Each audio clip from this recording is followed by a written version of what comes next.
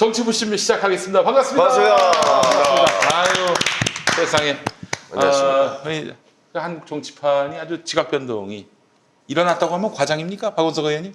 앞으로 이제 쭉 직업 변동이 일어나겠죠. 예, 알겠습니다. 요즘 들썩들썩하죠. 예, 어제 정말 추미애 법무부 장관이 큰 칼을 뽑아가지고 아주 새 정초부터 이제 한국의 정치, 특히 검찰을 뒤흔들었습니다.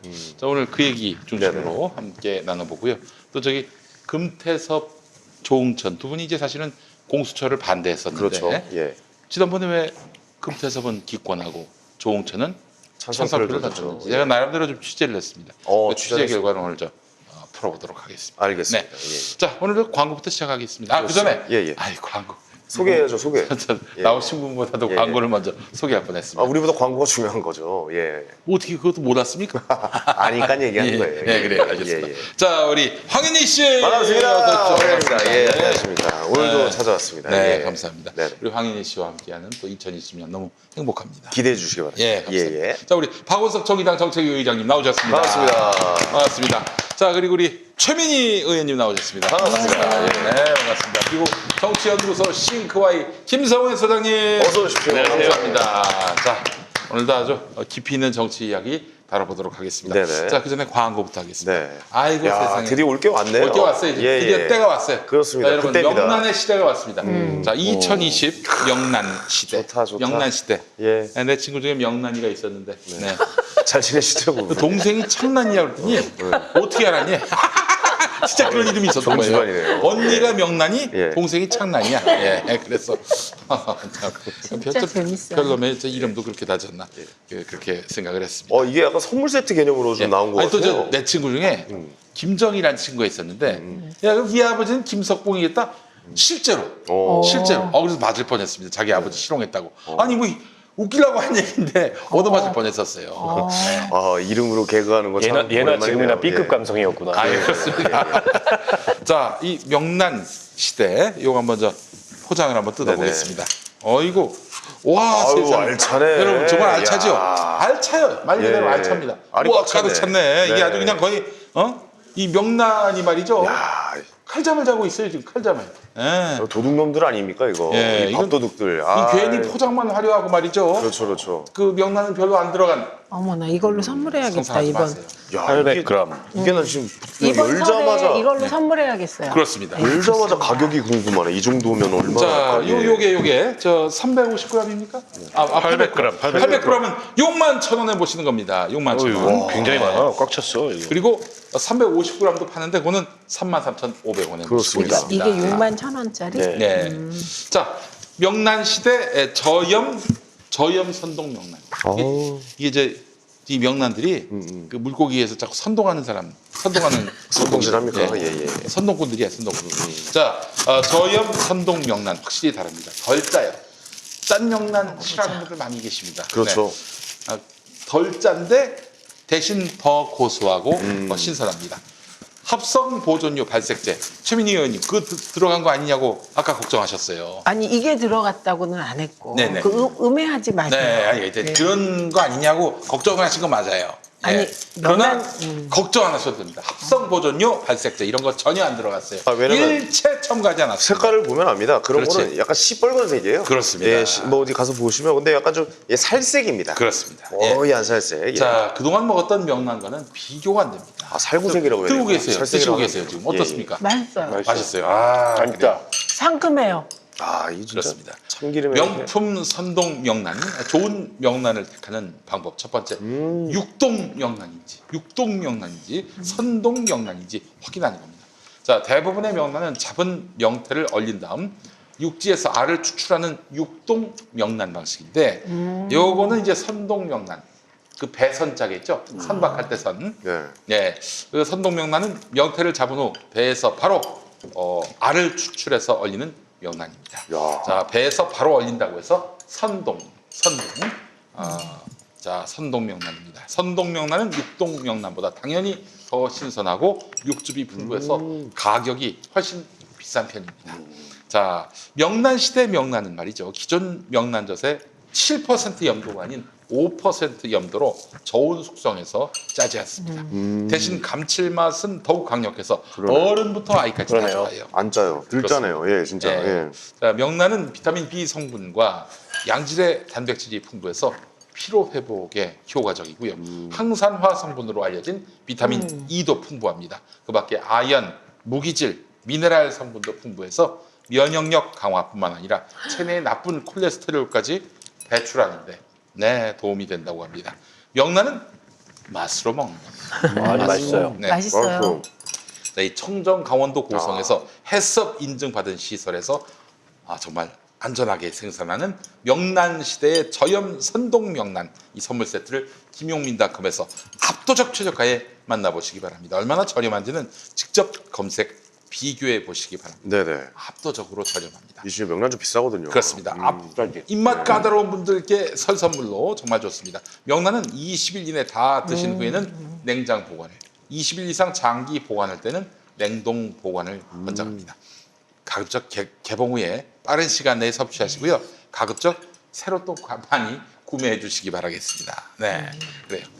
자, 드신 소감을 좀. 주종 너무 먹고 있어가지고 그래서 제가 박원석. 중요하거든요. 이게 예. 그 저기 뭐 마트 같은 데서 파는 명란 네. 있잖아요. 네. 그 되게 써요. 그렇지, 써요. 거든. 근데 이거는 아주 감칠맛이 나고 고소하고 짜지가 않아요 무엇보다. 야, 나는 명란도 참 좋아하는데. 진짜 맛있다. 와. 진짜. 일단 가격대가 저희 수요일마다 저희 아파트에 장이 오거든요. 네. 와, 진짜 오는데 맛있다. 네, 진짜 맛있어. 그게 한 100g에 한 10,000원 뭐 이런 가격은 비슷한데 그건 이제 사실은 이렇게 고품질이 빨갛죠, 아니라 빨갛죠. 빨갛고 그 짠 명란이거든요. 근데 이거는 짠맛으로 먹었어, 예, 사실은. 이건 밥이 없이도 먹을 수 있는. 사실 이제 제일 맛있게 먹는 거는 그 요즘 이렇게 뜨거운 흰밥에다가 그렇죠. 명란 이렇게 싹싹 비벼서 그렇게 한 입 드시는 건데 뭐 기가 막힙니다. 요거 살짝 토치로 응. 껍데기만 이렇게 구워갖고 먹으면 엄청 그렇지, 맛있거든요. 그렇지. 예, 그렇게 먹어도 엄청 맛있어요. 네. 이걸로는 명란탕을 해도 될 것 같아요. 명란탕. 예. 오. 얘가 신선해서. 이거 단지 밥에다 비벼 드실 분만 생각을 많이 하시잖아요. 네. 또 계란말이 하실 때 가운데다 한 그렇죠. 2개 정도 딱 넣으셔가지고 계란말이 만들어서 명란 계란말이 먹으면 정말 기가 막힙니다. 그뿐만 아니라 네. 요즘 명란을 바게트에다가 해가지고 드시는 분도 있더라고요. 바게트예요. 네. 오, 새롭네 그것도. 이거 계란 우리 찜할 때 네, 넣으면 맞아요. 이게 터져요. 먹을 때. 맛있죠. 너무 맛있다. 진짜 맛있네. 오늘 저녁 먹고 오지 말걸. 그러게 밥은 아. 먹고 와서. 이거 포장마차 같은 데 가면 구워주는 데도 있어요. 명란만 쑥 뿌려다가. 야, 그거 진짜 맛있거든요. 네. 자, 정치 부심 함께하고 계십니다. 자, 그러니까 그 보수가 지금 보수가 아닌 수구는 정치를 하면 안 되는 집단이에요. 왜냐하면 우리나라 수구는 친일로부터 시작이 돼요. 그래서 친일 플러스 군부 독재 이렇게 오는 거거든요. 그런데 군부 독재가 끝나고 나서는 친일이 바탕에 깔리면서 무조건 그 빨갱이 색깔론으로 이렇게 유지해 온 거예요. 그러다 보니 그쪽 세력의 지도자가 나올 수가 없잖아. 생각해 보세요. 그러니까 결국은 온 게 황교안이에요. 수구가 공안, 수구 대명사죠. 거기에 기독교 원리주의. 예, 그런 사람이 온 거예요. 그런데 이제 이들의 특징이 뭐냐면 속은 그래. 그리고 굉장히 이해타산적이에요. 그리고 사리사욕을 밝혀 전반적으로 네. 수구들이. 그런데 겉으로는 그렇지 않은 척 기독교적 어떤 사랑이나 이웃, 공동체 이런 얘기를 하는 것이죠. 그러니까 그 서구의 보수, 미국의 보수와 우리나라의 수구 보수의 결정적인 차이가 그거예요. 실제로 미국의 보수들은 군대 다 가잖아. 그렇죠. 예. 네, 우리나라 애국심 있죠. 예. 우리나라는 MB도 군대 안 갔죠. 뭐 본인은 가고 싶었는데 저는 못 갔습니다. 예. 이 대한민국의 수구 보수를 보면 사실은 박정희 이후에 진화가 없다고 생각해요. 그렇죠. 맞습니다. 네, 네. 군사 독재와 이제 개발 네. 독재로 상징되는 그 박정희의 리더십, 말하자면 뭐 박정희의 성공 신화. 근데 그 뒤로 보수 정치 지도자들이라는 사람들의 리더십 유형을 보면 다 그 범주 안에 있어요. 그러니까 사실은 뭐 박근혜 탄핵 이후로 이제서야 이제 박정희를 극복했다 이런 평가가 있었는데 저는 여전히 극복 못했다고 생각하고 다시 돌아갔어요. 전혀. 예. 네, 황교안 그 지금 대형당 대표의 리더십도 그 범주 안에 있는 리더십이고 MB가 조금 다른 스타일이긴 한데 거기도 개발주의자잖아요. 4대강 뭐 한반도 대운하. 그래서 대한민국 보수는 여전히 박정희 시대를 살고 있다라고 생각하고 유승민 같은 사람이 참 저는 안타깝다고 생각하는데요. 저도요. 그러니까 철학적으로는 뭐 바뀌어야 된다, 개혁 보수해야 된다. 그리고 지난 그 대통령 선거 때 혹은 그 이전에 원내대표가 다 쫓겨났을 때 뭐 그런 면모를 좀 보였어요. 근데 막상 이분이 바른정당을 창당하고 또 바른미래당까지 오면서 보였던 리더십은 글쎄 저는 저게 무능함이라고 생각하는데 전혀 그것을 어떤 실천으로 결과물로 외화물로 만들어내지 못했고 또 뭐 중간에 한번 뭐 다시 들어가겠다 이랬었잖아요. 안 받아줘서 못 들어간 거지. 그래서 저는 이번에 이제 보수 통합을 그 새로운 보수 새로운 보수 등등의 세 가지 원칙을 내걸었잖아요. 뭐 탄핵의 강을 건너니 뭐 개혁 보수로 가야 되니 새 집을 지었느니 유승민 그 의원이 말은 그렇게 뭐 그럴싸하게 하는데 실제 그 다시 보수가 통합됐을 때 과연 기존의 그 보수 리더십과 다른 그런 어떤 새로운 리더십을 말로가 아니라 실천으로 결과물로 만들어냈을지 굉장히 회의적이에요. 왜냐하면 그 작은 정당에서도 그런 걸 못했거든. 그렇지. 이번에. 당장 유승민하고 안철수가 네. 못했던 거 아닙니까? 그래서 이 대한민국 보수의 실패는 철학의 빈곤이기도 하지만 리더십의 실패다. 리더가 없어요. 그 이후로 박정희 이후로 그냥 거기서 멈춰 있거나 그 범주 안에 있다. 박정희의 딸 박근혜, 이명박 그래도 그 당의 보수였기 때문에 그 한마디에 막 움직이고 뭐 하여튼 뭐 모든 협상이나 법 위에 있었던 게 그분들의 메시지였단 말이에요. 그분의 메시지였단 말이에요. 박근혜의 메시지, 이명박의 메시지. 근데 박근혜, 이명박만한 그 권위를 갖고 있느냐? 지금 보수 정치인 중에 누가 있습니까? 아무도 없어요. 예, 없어요. 그러니까 보수 통합의 가장 큰 문제는 전광훈.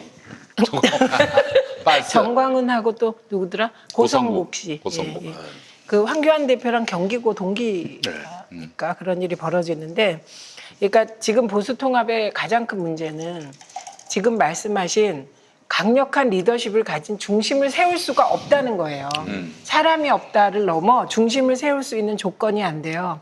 왜냐하면 권위라는 게 흔히 그 사람 개인의 뭐에서 나오는 게 아니고 과거에 어떤 진영이 꾸준히 쌓아놓은 것 위에 사람이 얹히는 거거든요. 아, 네, 그래서 그동안에 보수가 먹고 산 거는 박정희의 가난 극복 신화. 그러니까 그 소위 가공무역, 중개무역과 중화학, 철강, 공업 예. 그 틀 위에서 보수가 먹고 산 거예요.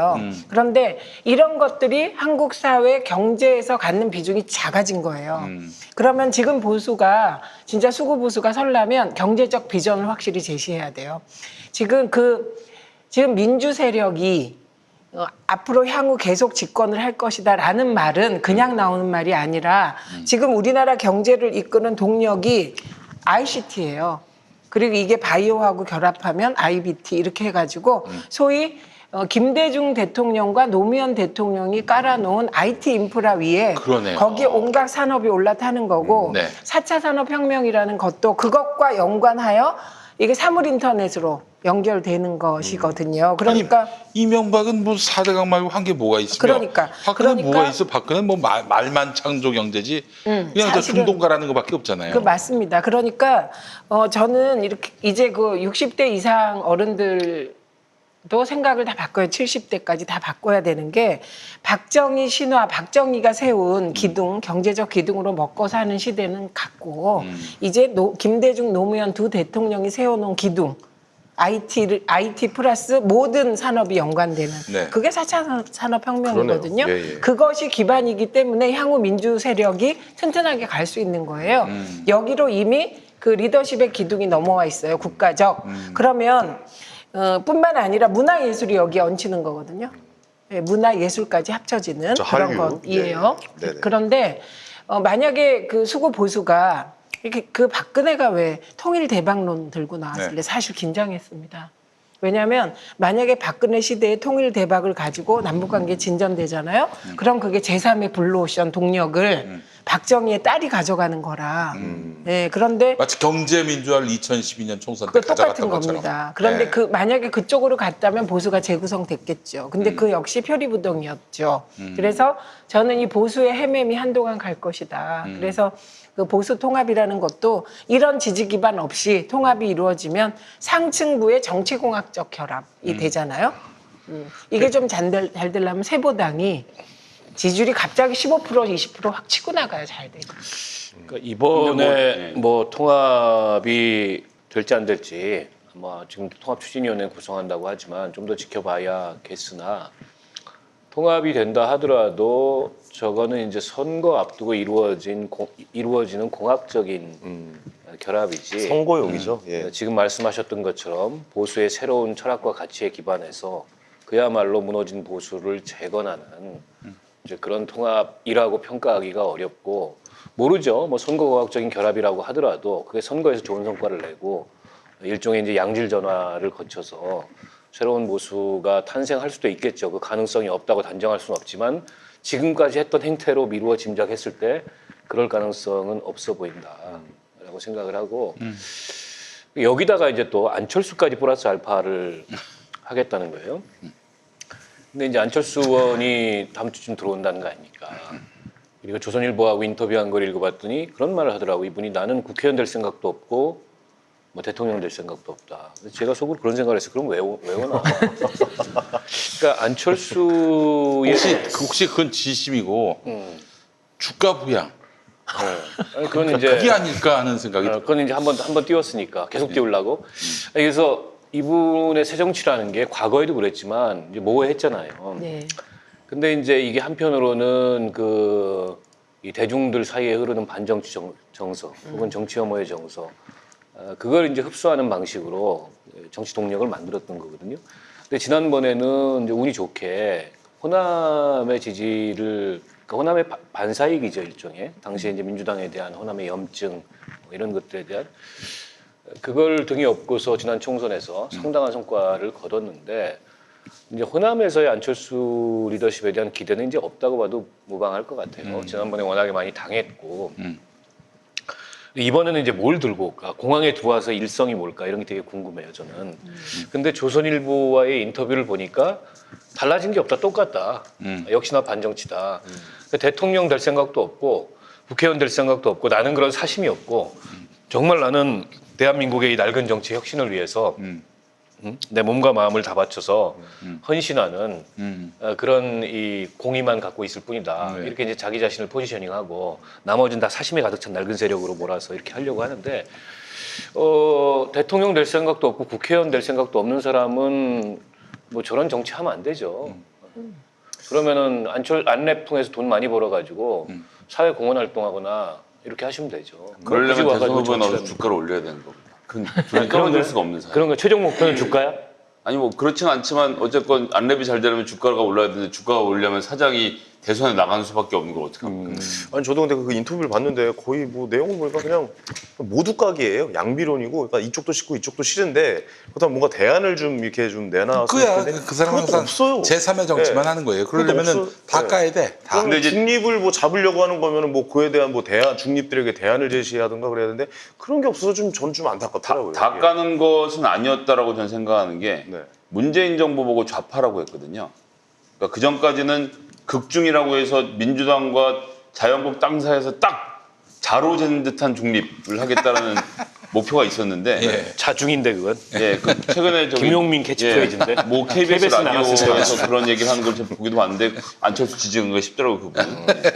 근데 이제 자로된 듯한 중립을 선언했다가 이번 조선일보 인터뷰에서 제가 가장 놀랐던 부분은 문재인이 좌파 정권으로 규정을 하면서 이거 안 된다 얘기한 거거든요. 그러면 그 얘기는 뭐냐면 극중에서 우로 이동하겠다라는 이야기를 하는 것이고 근데 최근에 여론조사 나온 거 보니까 안철수 대표에 대한 비호감도 사람들이 자꾸 얘기하는데 호감도가 17%나 있어요. 17.5였어. 예, 이 17.5%가 정당 지지율로 외화되면 특히나 그러네요. 지금같이 연동형 비례대표제가 있는 하에서는 어마어마한 파괴력을 갖고 있거든요. 그러니까 여기서 가장 쪼그라들 세력은 비례로 놓고 보면 새로운 보상이고, 그리고 이제 안철수 후보가 어떻게든 그러니까 대표가 어떻게든 후보를 낼 수 있게 되면 지역 박빙 선거에서는 좌파인 민주당의 표를 가져가는 게 아니라 우파로 이미 넘어갔기 때문에 자유한국당의 표를 잠식해 들어가서 지역구에서는 자유한국당이 가장 위협적인 존재가 될 것이고,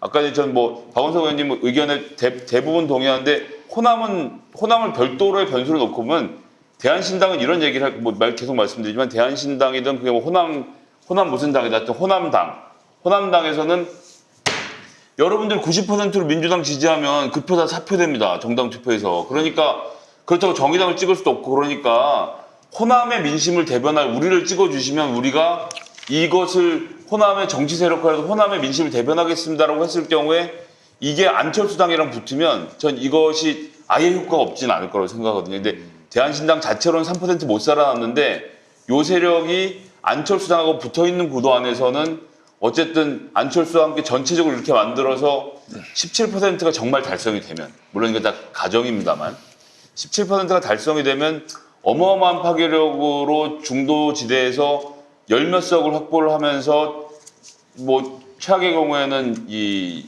원내 교섭단체까지 바라볼 수 있는 상황으로 갈 수도 있다. 그리고 여기서 타격을 입는 게 새로운 보수당이고 자유한국당이기 때문에 저는 보수 대통합에 대해서 굉장히 부정적인 생각을 지금도 갖고 있는데, 안철수한테 이렇게 몰리는 판에서는 황교안하고 유승민이 힘을 합칠 수도 있지 않을까라는 그런 생각까지 드는 지경이라서 제가 안철수를 놀릴 땐 놀리지만 이게 현존하는 위험이라는 측면에서는 좀 같이 봐줘야 되는 게 아닌가 싶은 생각이 듭니다. 그러니까 아마 들어와서 그러니까 두 가지 경로를 놓고 저울질을 하지 않을까 이렇게 예상이 돼요. 하나는 이제 독자 세력화. 네. 그러니까 기존 세력들을 다 낡은 정치, 기득권 정치 이런 걸로 몰면서 이른바 이제 중도를 흡수해서 제3지대로 나아가는 이 가능성을 통해서 자기 이제 대선 레버리지를 만들겠다. 그게 15석이 됐든 20석이 됐든. 이게 이제 안철수 노선이었잖아요. 기존에 국민의당 추구했던 노선이고. 그 가능성 분명히 있어요. 그러면 이제 지역구에서는 김성애 소장이 얘기한 대로 자유한국당 후보들한테 상당 부담이 돼요. 지난번에도 지역별로 편차가 있는데 어느 지역에서는 민주당 후보가 그로 인해서 낙선을 했지만 어느 지역에서 표 가져간 거 보면은 오히려 자유한국당 후보에게 부담이 된 지역도 있어요. 이게 지역별로 약간 편차가 있고, 그런데 그게 여의치 않다고 판단되면, 즉 이제 호남이라는 당시에 굉장히 결정적이었던 이 지렛대가 사라졌기 때문에 지금 이제 호남의 그 구정치인들 박지원 대표를 비롯한 여기와 안철수의 결합은 4년 전에 그쪽과 안철수의 결합하고 좀 질적으로 달라요. 왜냐하면 지금 그분들이 지역구에서 몇몇은 파괴력을 여전히 갖고 있으나 박지원 대표를 포함한 그 나머지는 지금 호남의 분위기로 봤을 때 다음 총선에 살아남기 굉장히 어려운 상황이기 때문에 그것과 안철수가 결합했을 때 어떤 시너지를 낼 거다. 저는 조금 좀 비례표를 먹을 거예요. 그러지 않을 것 같고 일단은. 그리고 두 번째로는 그게 여의치 않으면은 바로 이제 원샷으로 이른바 중도 보수 대통합을 통해서 그 내부에 한 축을 차지해서 대권 경쟁을 하는 요 시나리오를 밟을 가능성도 있어요. 근데 이제 지금 본인도 오랫동안 국내에 없었고 안철수가 국내에 소통하는 바른미래당 의원도 없대요. 지금 흔히 측근이라고 얘기하는 김도식이라는 사람이 자꾸 이제 언론에서 거론되는데 비서실장이라고 전 비서실장이라고 그분도 주로 연락을 받지 본인이 연락을 하는 이런 관계는 아니라 그러고 의원들도 그렇다 그래요. 그래서 국내 정치에서 한동안 멀어져 있었기 때문에 들어와 가지고 이런저런 제안과 또 이런저런 가능성을 놓고서 저울질을 해보지 않을까. 근데 이제 그렇게 저울질을 하는 순간에 대중들은 이미 안철수의 그런 이른바 간보기 정치나 이런 것들에 대해서 여러 가지 이제 그 비판적인 그런 판단을 갖고 있기 때문에 이제 그래서 저는 중요한 게 일성이에요. 공항에 들어와서 내리자마자 자기 정치의 비전을 뭘로 보이느냐. 기존 정치는 다 나쁘다. 모두 가기 하면은 그냥 그건 그런 거고. 그 비전을 보이지 못한다면, 그러니까 이게 공항에 내려서 망가진 사람들 많잖아요. 네. 반기문 대표적으로 시작해가지고 그렇게 될 수도 있다. 근데 지금 안철수는 제일 먼저 할 것이 이미지 정치, 홍보 정치부터 시작할 것으로 보입니다. 왜냐하면 지금 국내에서 안철수에게 가장 우호적인 집단이 언론이에요. 그렇죠. 맞습니다. 왜 그러냐면 언론은 갈라쳐야 되니까. 예, 지금 언론 이래저래. 특히 요새 한겨레 경향까지 검찰하고 친해지면서 좀 이 형국이 이상해졌는데 지금 언론은 어떻게든 문재인 대통령과 민주당을 흔드는 게 목표로 보여요. 그럼 그럴 때 가장 유용한 코드가 황교안일까요? 아니잖아요. 그렇죠. 유승민일까요? 아니잖아요. 안철수입니다. 그게. 그래서 지금도 보면 안철수를 엄청난 비중으로 별 아무 내용도 아닌데 비중으로 언론이 보도를 해요. 뭐 이거- 영상 축사를 저렇게까지 보도를 해줘요. 그러니까 이상한 일이 벌어지고 있어서 일단은 그 이미지 정치를 통해서 간을 볼 것 같습니다. 예, 거기까지고 네. 그 이후에는 들어와서 제일 먼저 누굴 만날 것이냐. 이게 되게 중요한 나는 포인트입니다. 전광훈하고 만나면 황교안이 단식하러 갈 때 전광훈부터 만났잖아요. 네. 안철수가 전광훈을 만나면 난 미쳐버릴 것 같아. 아니 뭐 제일 먼저는 전 정해졌다고 보는데요. 누구? 아빠 보러 부산 가야죠. 아버지? 그 생신 맞춰서 들어오잖아요 지금. 아 그러네. 네. 알겠습니다. 아까 100%입니다. 그 아버지 말 엄청 잘 듣거든요. 효자예요. 효자. 그런데 아버지는 정치하지 말라고 하셨었잖아요. 그래도 여전히 듣고 있는 걸로 알고 있습니다. 저는 예. 아버님 보러 제일 먼저 간다에 한 표 걸겠습니다. 알겠습니다. 자, 그나저나 어제 추미애 법무부 장관의 검찰 인사, 후폭풍이 상당합니다. 사실 어제도 큰 뉴스였는데 오늘 추미애 장관이 나와가지고 윤석열이 항명했다. 항명했다, 나를 거역했다 이런 표현을 쓰셨죠. 이거 뭐 진짜 싸움을 제대로 한번 붙어보겠다 이런 의지인 것 같고, 또 검찰이 의외로 조용해요. 왜 이렇게 조용합니까? 우선 추미애 장관은 야망이 큰 분이죠. 네, 그리고 야망 큰 분이 일을 해야 되는 거예요. 네, 그렇기 때문에 사생결단식으로 지금 아주 판을 키운 거죠, 더. 네. 그래서 예를 들면 이렇게 판을 키우면 내가 이런 데미지를 입지 않을까 이거 생각하는 순간 그냥 기회는 날아가는 거거든요. 그렇지. 그래서 저는 추미애 장관께서 더 큰 야망을 가지시기를 네, 바라고요. 그다음에 윤석열 총장은 제가 취재한 바에 따르면 지금 당장 총선에 출마할 생각은 없답니다. 당연하죠. 네, 아유, 그 없답니다. 사이즈가 그런 대호 사이즈인데 설마. 그렇죠. 없기 때문에 지금 윤석열 총장은 오늘 국가균형발전위원회를 압색했습니다. 검찰이. 네. 이건 무슨 얘기냐. 어떻게든 청와대를 공격해서 문재인 대통령에게 흠집 내겠다예요. 자, 그 궁금한 게 네. 1월 13일이 발령 날짜잖아요. 한동훈이 뭐 부산고검 차장으로 간다든지 등등등, 박찬호가 제주지검장으로 간다든지 이런 그 무지막지한 수사, 이런 수사가 1월 13일 이후로 그칠까요? 아니면 윤석열이 다시 체제를 가다듬어서 법무부에서 이제 인사한 이 사람들을 다시 자기 사람으로 만들어 가지고 그렇게 또 대정권 쿠데타를 획책할지. 그러니까 일단 진행하던 수사를 어떤 식으로든지 수사의 결과를 정리하지 않고 네. 그냥 멈추는 경우는 없어요. 아예 그럼요, 그렇게. 그러니까 어떤 식으로든지 정리를 할 거예요 이게. 네. 근데 이제 중간 간부급 지금 이제 검사장급 인사가 난 거고 부장급들이나 이런 중간 간부 인사가 있고 그다음에 평검사 인사가 있는데 뭐 평검사들은 그렇다 치고 중간 간부 인사가 사실은 수사의 실질적인 이 주축이잖아요. 네. 그러니까 지금 이제 인사 난 분들, 그러니까 네. 지금 이제 뭐 서울중앙지검장, 대검 반부패 부장, 그러니까 이분들에 대해서 아직 그렇게 많이 알려진 게 없어요. 네. 새로 인사 난 분들이 그분들이 검찰 내에서 어떤 평을 받고 있고 또 어떤 스타일과 어떤 성향을 갖고 있고 윤석열 총장과는 어떤 관계고 이런 것들이 아직 뭐 별로 이렇게 정보가 많이 없어요. 그래서 그런 등등이 조금 더 이제 이후에 취재나 이런 걸 통해서 나오지 않겠어요? 그런 걸 종합적으로 판단을 해야 될 텐데. 저는 아무래도 뭐 이걸 상당한 이제 목적의식을 가지고 이제 수사를 하던 이 수사의 총책임자들이 지방 발령이 난 상황이기 때문에 당연히 지금 뭐 윤석열 총장이 의도하던 대로 목적하는 대로 처질이 있겠죠. 검찰 시각에서 봤을 때. 네. 때문에 이제 결과를 지켜봐야 되겠으나 어찌됐든 뭐 하던 수사를 그냥 이렇게 내려놓는 건 없다. 어떤 식으로든지 결론이 난다. 네.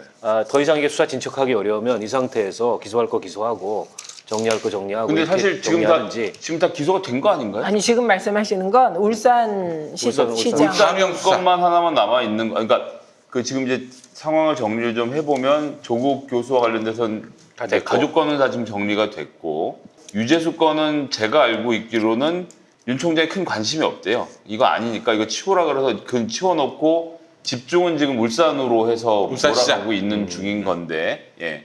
그래서 관련돼서 계속 수사를 진행하는 거고, 그런 거기 때문에 그걸 제외하고 나머지 건들은 이미 거의 종료가 된 상태라 이 정도로 마무리가 될 것이고, 울산 건은 계속 거기서 다시 고구마 줄기를 찾아가려고 노력하지 않을까요? 그러니까 지금 말씀하신 게 무슨 얘기냐면 한동훈 검사의 경우는 한동훈 반부패 부장검사의 경우는 이 사람이 맡고 있던 수사가 끝났다는 얘기를 하고 그렇죠. 있는 예. 거예요. 그래서 조국 내 관련해서는 조국 장관까지 기소를 해서 끝났어요. 끝났죠. 예. 예, 그러면 이 부분에 대해서 앞으로 공소 유지라든가 이런 부분 때문에 한동훈이 필요한데 쫓아냈다 이런 논리는 별로 설득력이 아니, 크지 않죠. 거기서 저기 네. 잘 모르실 테니까 하나만 설명드리면 검찰에는 공판검사와 수사검사가 별도라서요. 그렇죠. 수사검사와 수사를 마치고 나서 수사 기록을 공판검사한테 넘기면 그때부터 수사검사는 발을 뗍니다. 발을 빼고 네. 공판검사가 재판 나가서 알아서 하는 거예요. 그건 지금도 분리가 돼서 한동훈 있고 없고는 중요하지 않습니다. 네, 그런데 이 한동훈 검사의 경우는 반부패 부장의 경우는 이 잘못된 수사에 대해서 문책성 경질 인사하는 게 맞습니다. 네, 맞고요. 그래서 이 부분에 대해서 주변에서 뭐 조국 장관 봐주려고 한동훈 자천했다 그러면 논리를 정확히 세우셔야 돼요. 네. 근데 이제 사실은 지금 그 논리를 펴는 사람들은요.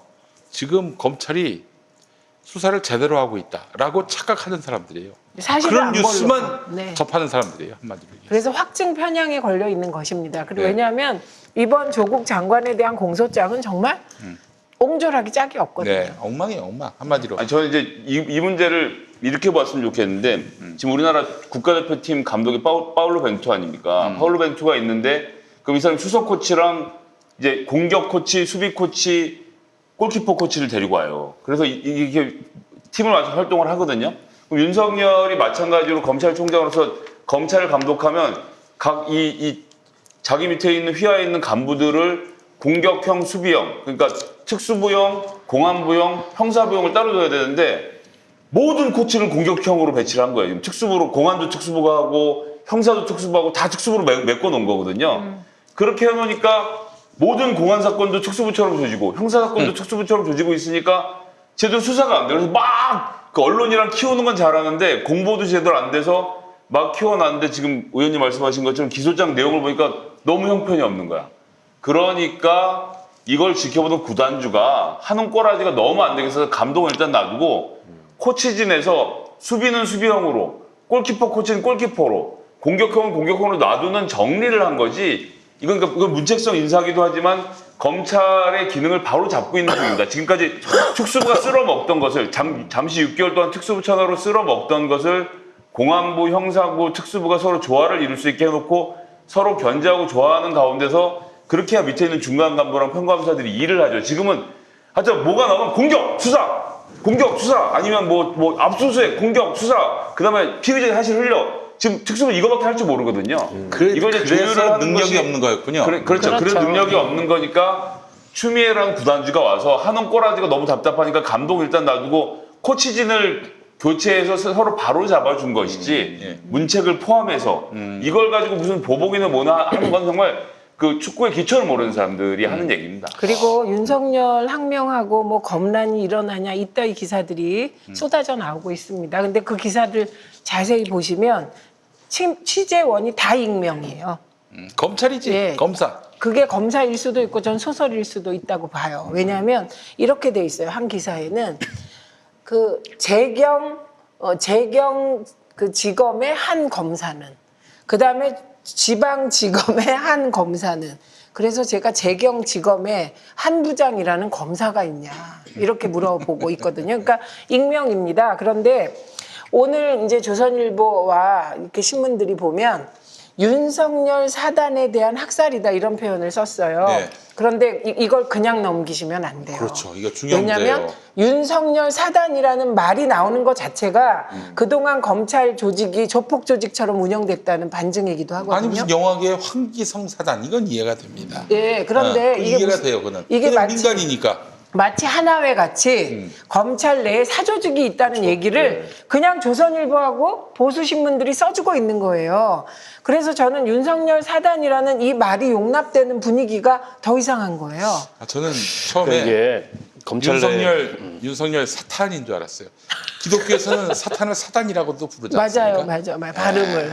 검찰 내의 분위기가 일부 언론들에서 가십성으로 쓰는 것처럼 뭐 부글부글 끓어서 끌어넘칠 것 같은 이런 분위기가 아닙니다. 실제로 왜 실상은 그러냐면 아니에요. 예. 윤석열 총장이 된 이후의 인사가 굉장히 무리한 인사였어요. 결국에는 이제 사단이라는 얘기가 나올 정도로 과거 우병우 때는 라인이라고 표현했어요. 그러니까 라인이라는 거는 우병우와 어느 정도 영향력을 서로 주고받으면서 그러니까 줄 섰다. 그 내부의 네트워크 정도가 형성이 돼 있다는 건데 근데 그 사단은 조직 사단은 아니에요. 그게 아니에요. 오도 때리면은 일사불란하게 움직이는 게 사단이에요. 그러니까 우병우 라인보다도 훨씬 더 강력한 끈끈한 인적 관계와 내지는 뭐 일심동체에 그런 또 일사불란함을 심박성도 갖고 아주 있는 거죠. 크고요. 근데 여기가 너무 검찰의 요직을 다 장악했어. 그러니까 대검 주요 보직들을 다 여기가 장악을 했고, 그다음에 중앙지검을 비롯해서 이 검찰의 어쨌든 요직이라는 요직을 다 이 사단이 장악했기 때문에 겉으로 불만을 표하지 못하는 검찰 내부의 불만도 상당히 있었단 말이죠. 근데 이제 이번에 그런 것들을 흐트러뜨려서 어느 정도 윤석열 사단은 아니지만 또 예를 들어서 뭐 특수통이 아니라고 하더라도 뭐 기획통이든 아니면 뭐 형사통이든 그런 데서 유능함을 인정받은 사람들을 배치했다는 평가가 있기 때문에 네. 이게 무슨 뭐 전면적인 검란이나 이렇게 가지 않을 거고 윤석열이 그걸 모르겠습니까? 당연히 그걸 알기 때문에 여기서 이제 도를 넘는 그런 류의 이제 저항이나 이런 것들을 하지 않는 거고, 그리고 저 사람 스타일이 안 나가잖아요. 예. 과거에도 안 나갔잖아요. 여주지청장으로 한직으로 쫓겨나서도 안 나갔지 그러니까 않습니까? 내가 평생 검사로 살고 검사로 죽는다. 이게 너무 강하답니다. 그래서 그 검찰을 나가는 일은 없을 거다. 그리고 이제 검찰에 특수부가 있고 또 형사부가 있잖아요. 근데 검사의 90%는 형사부 검사거든요. 이 사람들이 하루 종일 공판부 고생하는 합쳐서. 사람들이고 이래서. 그런데 형사부 검사는 사실 기자들하고 만날 일이 많지는 않아요. 특수부에서 큰 건 할 때 아주 내밀하게 잘 알고 지내는 보안 철장 기자들이랑 서로 정보를 주고받으면서 한 건 터뜨리고 거기서 치고 또 언론이 물어오면 거기를 때리고 이렇게 하면서 사이가 가까워져 왔는데, 이 사람들이 이번에 대거 이 검찰하고 언론이 합작을 해서 이번 사건을 꾸미는 와중에, 그래서 이들은 열이 받아 있지만 이 10%도 안 되는 특수부는 열이 받아 있지만 나머지 90%의 형사부는 도대체 쟤들끼리 다 해먹고 우리는 뭐냐라는 불만이 팽배했던 이것을 다시 정상으로 돌려놓는 인사였다고 좀 보거든요. 그렇게 놓고 봤을 때 검란 이런 건 당연히 불가능한 얘기라고 보고요. 그리고 제일 웃기는 건 그 신문 기사에서 전 정말 충격적인 단어가 유배였는데, 아니 지금 그 전국 국토 균형 발전 얘기가 나온 지가 언제고, KTX 타면 부산까지 2시간 반이고 제주도를 1시간에 가는데 그 지방에 계신 분들을 도대체 무슨 낯으로 대하려고 지방으로 내려가는 걸 뭐 그래 좌천이라고까지는 할 수 있다라고 제가 뭐 100번 양보겠지만, 유배라는 표현을 쓴 언론인들은 제정신이 아닌 거예요. 창원이 왜 유배입니까? 부산이 왜 유배고? 그러면 거기에 사시는 분들은 다 유배지에 삽니까? 그러니까 제 말이 그 말도 안 되는 얘기인데, 진짜 그런 얘기들은 좀 저희들이 보이는 족족 바로 잡아줘야 된다고 생각을 합니다. 근데 저는 좀 궁금한 게, 검찰청이라는 데가 그래도 어떻게 보면은 하나의 큰 그림으로, 큰 틀로 봤을 때는 그래도 검찰청에 있는 사람들을 요직에서 이제 다른 데로 보내고 또 다른 분들 그 자리를 채우잖아요. 근데 그분들 역시도 검찰청 사람들이잖아요. 그렇다면 검사들이지. 그 결국에는 이게 많이 달라질 것인가라는 거를 한번 생각해 아니 볼 때. 그러니까 예를 들어서 예. 검경 수사권 조정이나 공수처나 그렇죠. 예. 이런 이제 검찰 조직 전체가 여전히 거부감을 갖고 있는 이런 검찰 개혁에 대해서 그들의 생각이 서로 많이 다를 거다. 그렇지는 않을 거예요. 그렇죠. 예. 그러나 윤석열 총장이 된 이후에 특히 이제 조국 전 장관 그 수사부터 시작해서 최근에 보여지고 있는 이런 그 검찰 수뇌부의 행태에 대해서는 검찰 내부에서도 드러내지 않는 문제의식들이 상당히 있을 거라고. 지금 아니 구태여 왜 예. 구태여 왜 나중에 문제가 있다면은 문제가 있으면 문제 법대로 처리가 되겠지. 근데 구태여 왜 지금 이 상태에서 정권과 저렇게 정치적으로 각을 세우면서 정치 검찰이라는 얘기를 들어가면서 이제 이런 상황을 만들까에 대한 문제의식을 드러내놓고 불평불만을 하지 않지만 가진 검사들도 꽤 있고, 네네. 또 비단 평검사들뿐만이 아니라 중앙 간부들이나 혹은 그 이상의 검사들도 있을 거예요. 자, 때문에 예. 이게 뭐 그 추미애 장관이 탁 이 정부를 지지할 것 같은 검사들을 딱 찍어가지고 요직에다 배치하고 지금까지 이 정부하고 각을 세웠던 그 검찰 고위직들은 다 내쫓고 이런 유의 그러지는 인사는 아니라는 않겠죠. 거죠. 예. 아니 근데 지금 얘기한 그 의문이 풀렸나요? 근데 이렇게 생각하셔야 돼요. 우리는 검찰 그러면 한 덩어리로 봐요. 그렇죠. 예. 민주당 그럼 한 덩어리로 봐요. 그런데 민주당 내에도 각양각색의 사람이 모여서 갈등하고 헤게모니 투쟁을 한단 말이죠. 네네. 마찬가지로 검찰도 검찰이라는 물에 속한 검사지만 검사들의 모임이지만 이 검사들도 큰 틀에 있어서 폭이 이 정도일 뿐이지 우리처럼 이 정도가 아니라 네네. 뿐이지 갈등하고 있고 헤게모니 투쟁을 한단 말이죠. 그 안에서도, 그러니까 예. 이걸 생각하셔야 돼요. 윤석열의 오른팔 왼팔이라고 하는 한동훈 뭐 이런 사람들이 물러나면 거기에는 또 다른 인재들이 그 자리로 올라가야 된다는 거죠. 네, 그렇기 때문에 뭐 조국 장관이 예전에 얘기했잖아요. 사표 내려면 다 내라. 그럼 받으면 된다. 우리나라 대한민국에 검사하려는 사람 차고 넘친다. 모든 인사 뒤에는 웃는 자가 있습니다. 누군가가 한 집으로 가면 웃는 자가 있기 있을까요? 때문에 예. 그게 조직의 생리고 아이 최민희가 사면 안 되면 인간사의 여기 생리예요. 올라고 막 노리는 사람이 있는 겁니다. 그렇군요. 예. 네.